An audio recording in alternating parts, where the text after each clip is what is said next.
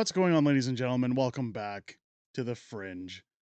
First off, I just want to shout out everyone who has joined the channel recently and joined our super mega ultra large Fringe majority here on the channel. At the time of filming this video, we were right on the cusp of 100,000 subscribers.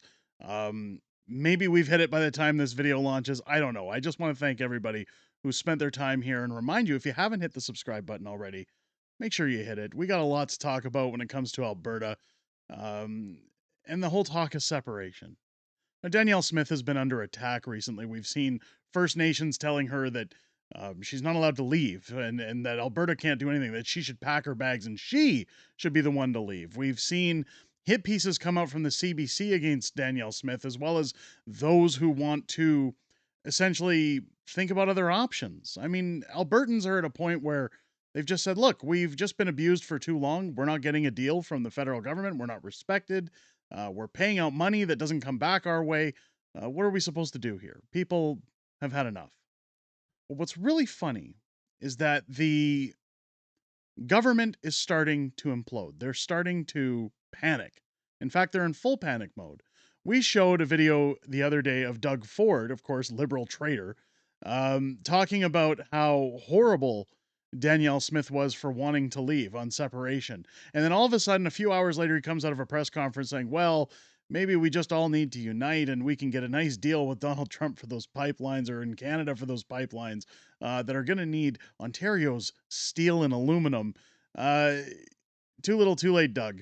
We all know the game you're playing. What's funny is that it's happening in more places than you know, including in Alberta itself. Calgary and Edmonton mayors call potential separatism or referendum dangerous. This is what you're going to see as we move closer towards the possibility of a question being on a ballot, a vote. We're going to see more and more people starting to question, not question, but push out the negative rhetoric. The fact of the matter is that Danielle Smith has not pushed any agenda to say that she supports separation in Alberta. She has said many times that we have a law in Alberta that allows people, should they get a number of required signatures, to ask a question on a referendum ballot, and that she, as premier, is legally obligated to put that question on the ballot should they meet the requirements to not be intrusive upon existing treaties, and should it meet the required number of signatures. All she has done, I want to point out, has said that Albertans are allowed to use their democratic rights by law. That's all. Now everyone's freaking out about it. The mayors, who are at best to say socialist WEF Kalistani installed mayors, are now freaking out. And this is when you know you're doing the right thing. This is when you know that we're making the right call when it comes to separation. It says here that the mayors of Alberta's two biggest cities said that a separation referendum would be devastating to their local economies and is a needless distraction during a period in which the country should be focused on unity. Oh, you mean while you've been squashing people's rights and locking them in their homes and putting in bylaws that say if you come near certain events and protest, we're going to throw you in jail and we're going to fine you up to $10,000. You mean those ideologies? Like, this is what's funny about the whole thing, is that they're always ready to hurl the insults and hurl the negative approach on life until, of course, it affects them. Until, of course, it affects the status quo, their narrative. Then all of a sudden it's time to listen. Then it's time to get scared. It is very dangerous talk, Edmonton Mayor Amarjeet Sohi said in an interview to the Canadian Press. It's dangerous talk for our economy. It's dangerous talk for our social cohesion. It's going to tear apart communities.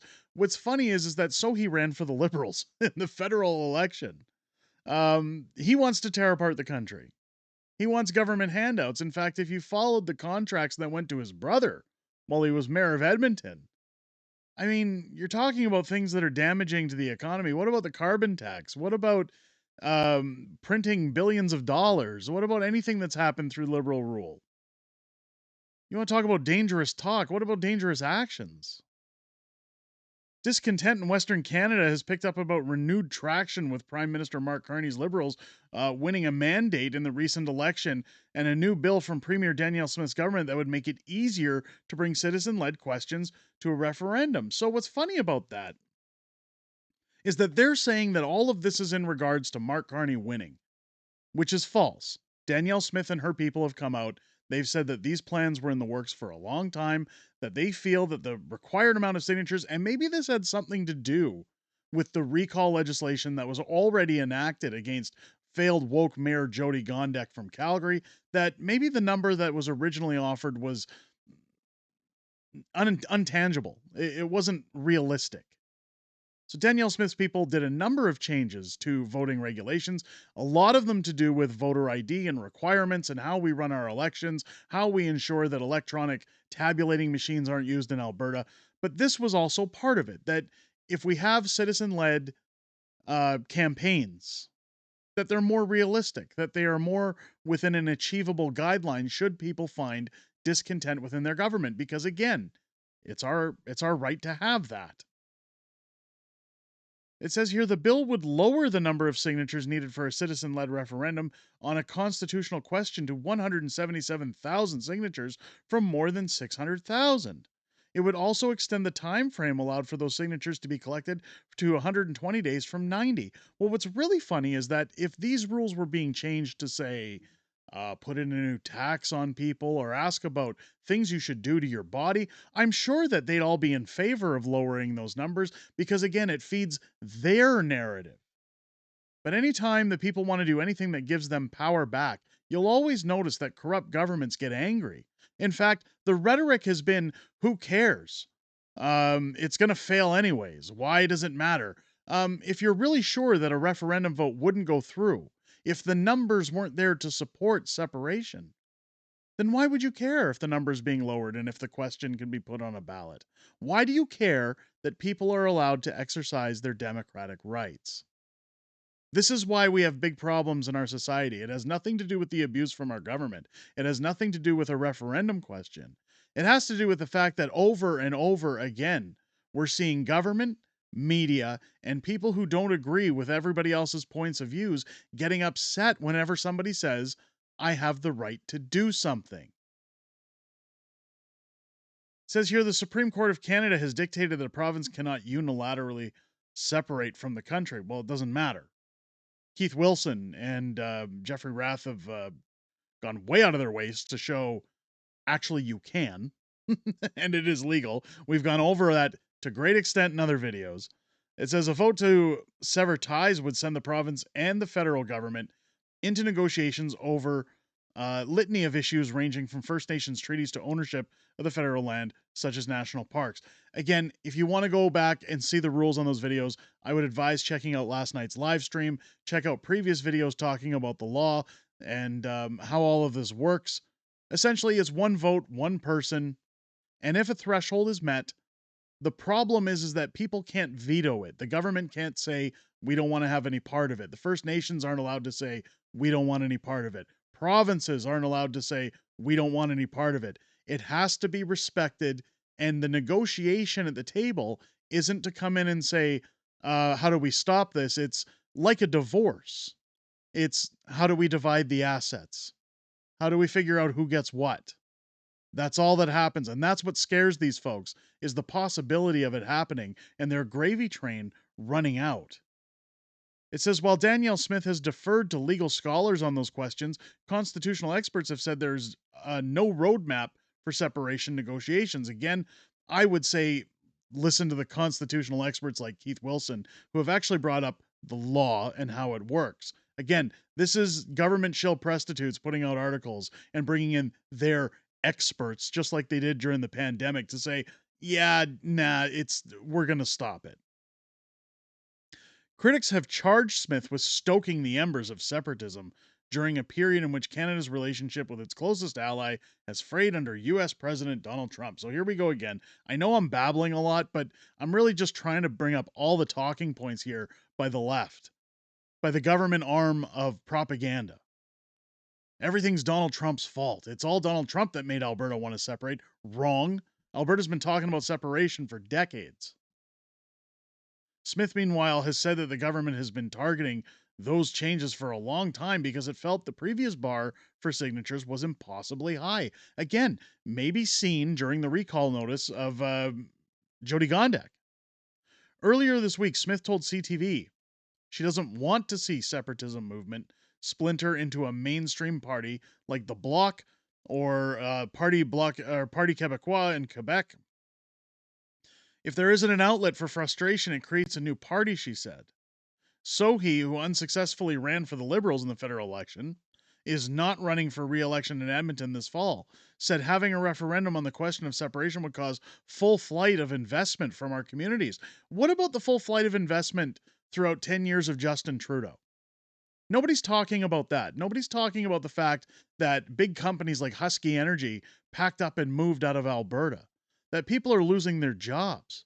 Nobody wants to talk about any of that. It's saying that should these radicalists push a question on a referendum, well, that's going to be the end of it all, just like our financial woes are the actions of Donald Trump, even though he's only been in office for a short period of time. It says here, I am already hearing from business community members here in Edmonton that are deeply concerned about this question, so he said. And if there were to be a referendum, it would definitely cause full flight of investment from our communities. Well, which business leaders are you hearing from? The ones that you're handing out the contracts to? Maybe those are the guys who are worried. Maybe they're worried the lunch line is ending, the money raining from the sky is drying up. Alberta municipalities, rural municipalities of Alberta, and the Business Council of Alberta declined to comment. Of course they did.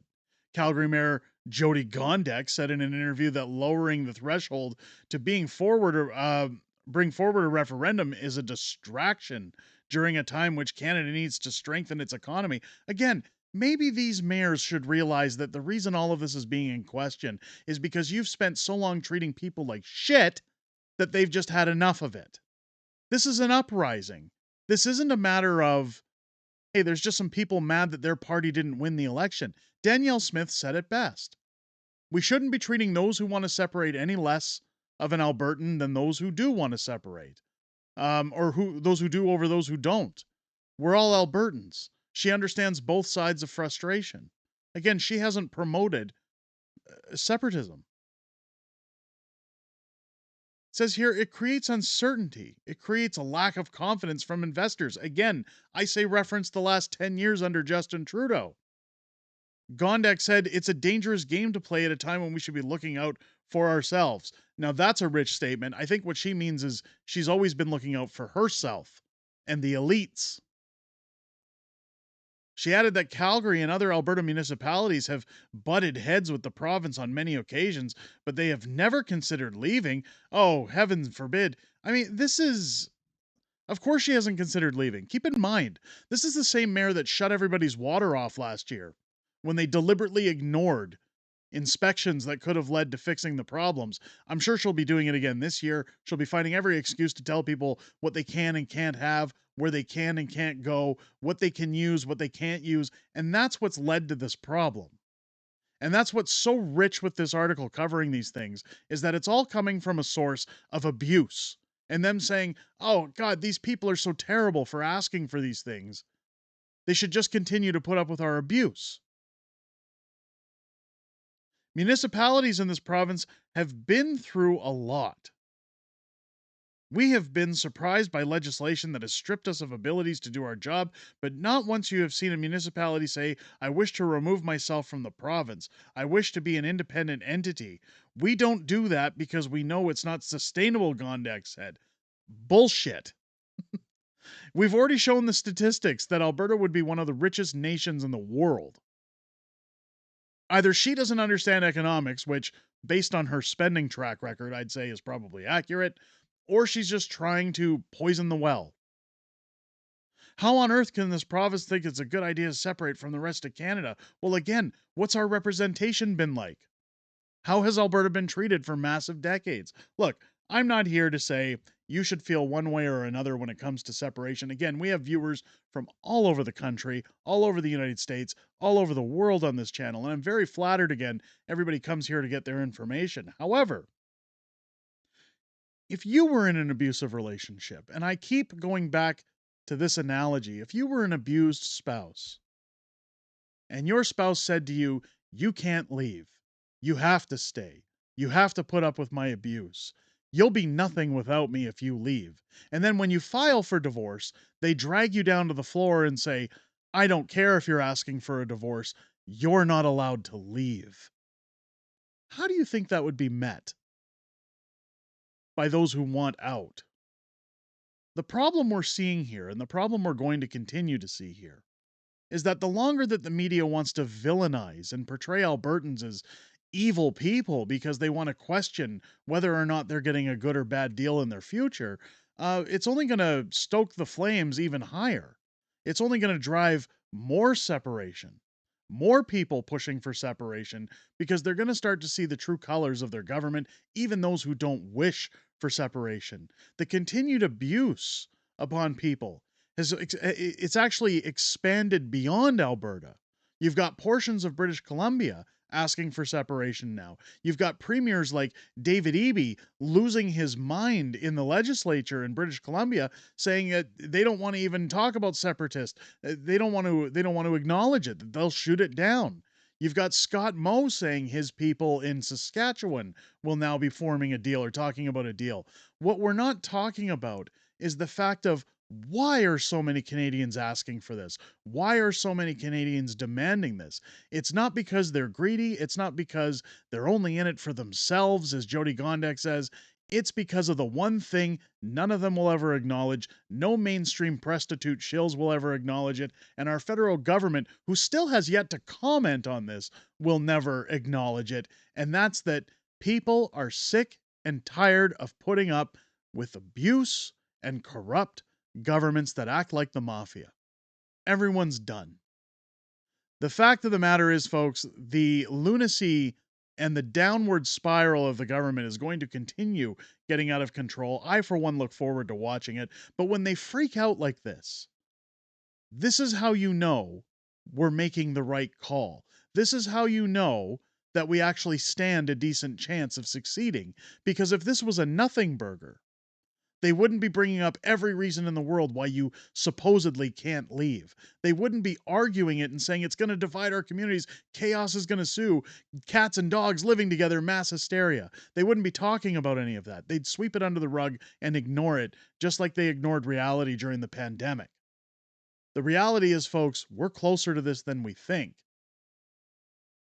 And just watch how fast it gains steam and picks up across the province and across multiple provinces by the sounds of it so far as things expand. I'll keep you up to date with that. Let me know what you guys think down below. Do you think the mayors are accurate? Do you think that it's going to sow more divisiveness? Or do you think they're actually scared? Do you think they're in full panic mode? Big question, since so many people on the left think that Mark Carney's doing a fantastic job. Where is he in all of this? Where is his thoughts on Alberta demanding separation, or any other province for that matter, as his country is imploding? I'd sure like to know that one. Let me know what you guys think down below. If it's your first time here, again, I hope this video's earned your subscription. Make sure to leave a thumbs up and a comment down below. It helps push these videos past YouTube's censoring algorithm to ensure that anybody who wants to get this information is free to see it. It gets it out there on a broader scale. It helps the channel.